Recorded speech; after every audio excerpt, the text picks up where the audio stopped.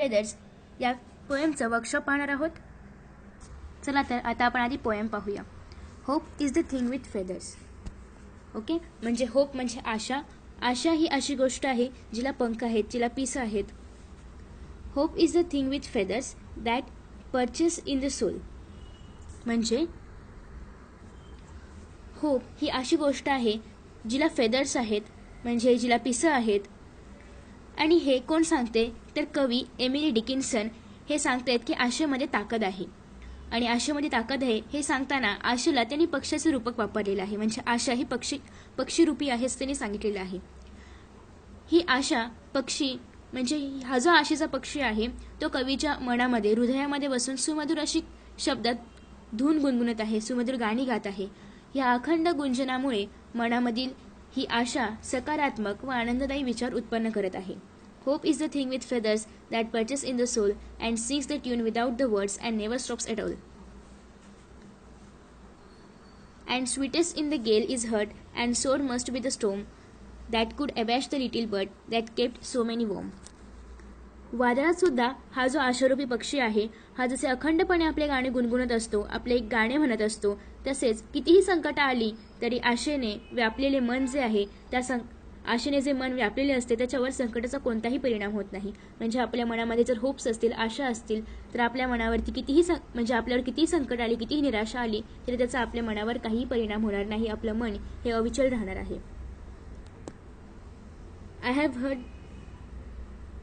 I have heard it in the chillest land and on the strangest sea. It never in extremity it asked a crumb of me. अनोळखी समुद्र असो किंवा अडथळ्यांचं कोणतंही ठिकाण असो, मनातील हा जो आशारूपी पक्षी आहे, बर्ड आहे, होपचा बर्ड आहे, तो कोणत्याही परतफेडीची अपेक्षा करत नाही आणि अखंडपणे गुणगुणत असतो. यावरून जे कवी आहेत एमिली डिकिन्सन यांना असं वाटतं की आशेमध्ये कोणत्याही संकटाचा सामना करण्याची व संकटांना दूर ठेवण्याची ताकद असते. ती संकटांची पर्वा देखील करत नाही आणि परतव्याची मागणी करत नाही. आपण आशा आपल्याला असं म्हणते का की मी तुला मोटिवेट करते, तुम्हाला असं दे, असं आपल्याला आशा आपल्याकडून काही मागत नाही, काही परतफेड ती मागत नाही. आपल्या मनामध्ये जर आशा असेल तर आपण कोणत्याही संकटाचा सामना अगदी सहज करू शकतो. कारण आशावादी जे व्यक्ती असतात ते कधीही निराशा होत नाही त्यांच्यावरती, ते कधी दुःखी होत नाहीत. आशा आपल्याला पुढील आयुष्य जगण्यासाठी प्रोत्साहन देत असते. आपण कितीही नैराश्यात गेलो तरी आपल्यामध्ये कुठेतरी एक आशेचा किरण असतो, तो आपल्याला एक नवीन उमेद देत असतो जगण्याची. कितीही संकट आली तरी हा जो आशेचा पक्षी आहे, हा जो उमेदीचा पक्षी आहे, तो सतत गाणं गुणगुणत असतो आणि आपल्याला पुढे जाण्यास प्रोत्साहन देत असतो. आता इथे काही अवघड शब्द आहे. पर्चेस म्हणजे एलाइट्स, रोस्ट. गेल म्हणजे व्हेरी स्ट्रॉंग विंड. सोर म्हणजे causing great pain. Abash make uneasy, make it keep quiet. Chillest land म्हणजे here it means the most difficult circumstances. Extremity, here it means the worst of the situation. Okay, so poem खूप छान आहे. Emily Dickinson यांनी ही poem लिहिली आहे. अतिशय सुंदर poem आहे. आता आपण याचं थोडंसं वर्कशॉप पाहूया. आता आपण मॅच द फॉलोविंग हे पाहणार आहोत. ओके, सो फर्स्ट आहे होप.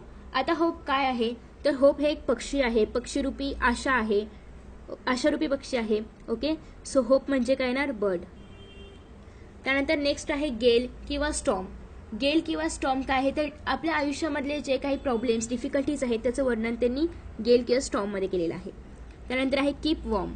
कीप वॉर्म म्हणजे काम घ्या. आपण असं म्हणतो ना की आपल्याला काहीतरी उष्णता म्हणजे ऊर्जा भेटली किंवा मायेची ऊब भेटली, त्याप्रकारे. इट प्रोव्हाइड्स कम्फर्ट म्हणजेच कीप वॉर्म. चिलेस्ट लँड म्हणजे एकदम आयुष्यातला टफेस्ट टाइम असेल एखादा असं. त्यानंतर अक्रम म्हणजे खूप छोटंसं, a very small bit. Okay, so अशा या काही जोड्या आहेत. आपण परत पाहूया. होप म्हणजे बर्ड आहे. गेल किंवा स्टॉर्म म्हणजे difficulties and problems. Keep warm म्हणजे प्रोव्हाइड कम्फर्ट. चिलेस्ट लँड म्हणजे टफेस्ट टाइम इन लाईफ. त्याच्यानंतर क्रम म्हणजे अ व्हेरी स्मॉल बीट. त्यानंतर खाली use the proper form of the verb in each line. Hope is the thing with feathers that perch दिलेलं आहे, त्याचं आपण S join करायचं आहे. ESPERCHES. असं त्याचं फॉर्म तयार होईल. फर्स्ट जे आहे त्याचं ANGS सिंग्स. ओके. होप हे जे बर्डला दिलेली उपमा आहे तर ते कसं आहे थर्ड पर्सन सिंग्युलर. सो आपण प्रत्येक वर्बच्या शेवटी थर्ड पर्सन सिंग्युलरचा फॉर्म वापरणार आहोत. SES जॉईन करणार आहोत म्हणून ते परचेस, सिंग्स, त्याच्यानंतर and never stops at all. इथे पण स्टॉप्स होणार म्हणजे थर्ड पर्सन सिंग्युलरचा आपण फॉर्म वापरणार आहोत. SES फॉर्म आपण इथे वापरणार आहोत. सो फर्स्टचं परचेस, सेकंडचं सिंग्स अँड थर्डचं स्टॉप्स. ओके. अशा प्रकारे आपल्याला सॉल्व्ह करायचं आहे. आता आपण पाहणार आहोत read the examples and fill in the blanks in the same pattern. Example आहे स्वीट, स्वीटर, स्वीटेस्ट. आता आपण ह्याचा जेव्हा कंपॅरेटिव्ह डिग्री आणि सुपरलेटिव्ह डिग्री आपल्याला करायचं आहे. आता फास्ट आहे, फास्टर काय येणार, फास्टेस्ट.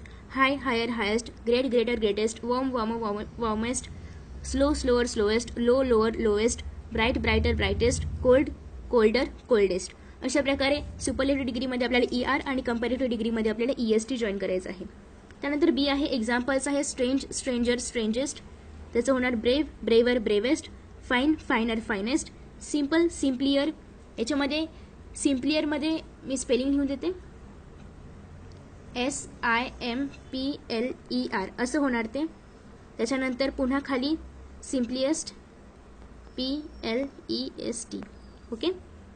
त्याच्यानंतर close, closer, closest. Large, larger, largest. Wise, wiser, wisest. त्याच्यानंतर C आहे. C मध्ये एक नोट आहे ते म्हणजे प्रिटी, प्रिटियर, प्रिटिएस्ट. यामध्ये जो प्रिटीमध्ये हा जो Y आहे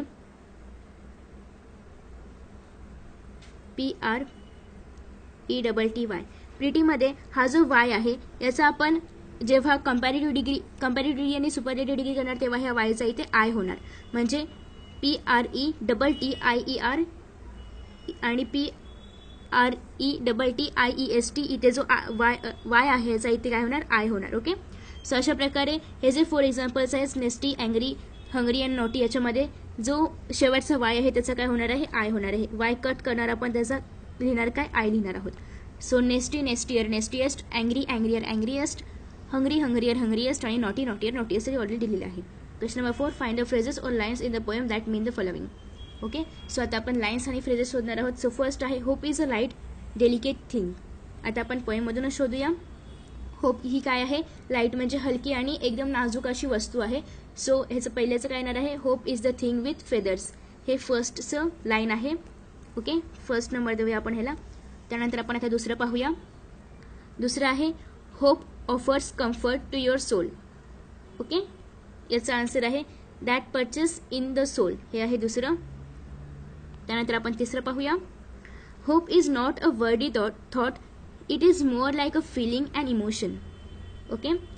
सो याचा आहे सीचं आहे and sings the tune without the words. त्याच्यानंतर आता आपण फोर्थ पाहूया. हे आहे थर्डचं, हे आहे फर्स्टचं, हे आहे सेकंडचं. आता आपण फोर्थ पाहूया.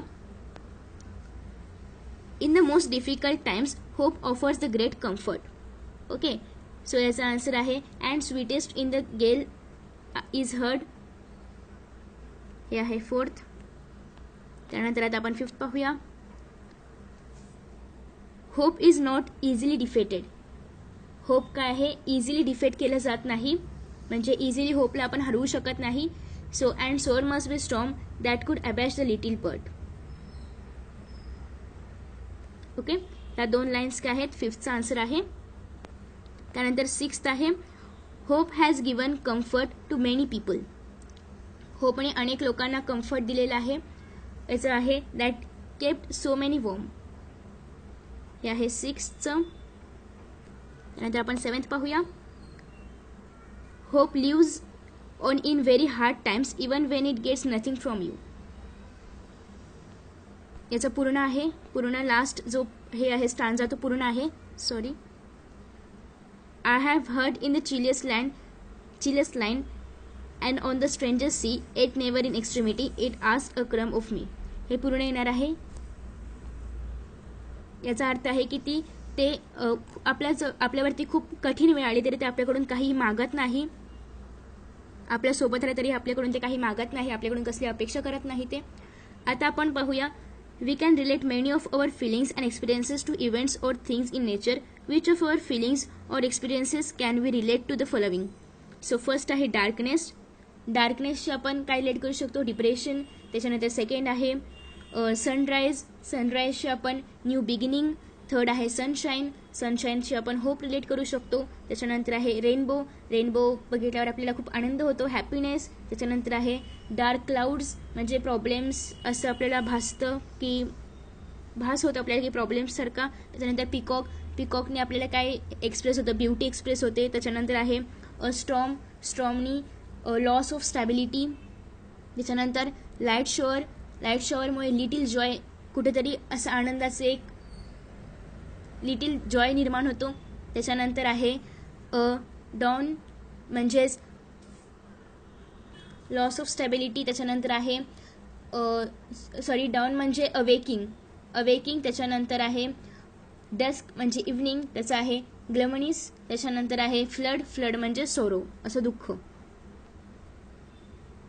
ओके, सो फ्रेंड्स, अशा प्रकारे आपण या पूर्ण पोएमचा hope is a thing of feathers याचं मराठीमध्ये भाषांतर आणि वर्कशॉप पाहिलेलं आहे. आय होप तुम्हाला हा व्हिडिओ आवडला असेल तर लाईक करा, शेअर करा, कमेंट करा, चॅनलला सबस्क्राईब करा, नोटिफिकेशन बेल आयकॉनवर क्लिक करा, म्हणजेच तुम्हाला यांसारख्या नवीन व्हिडिओचं नोटिफिकेशन मिळत राहील.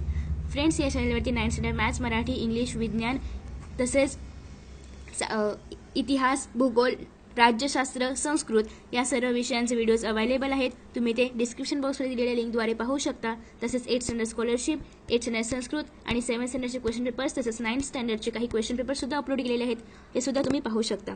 So friends, thank you for watching this video. See you in next video. Bye bye.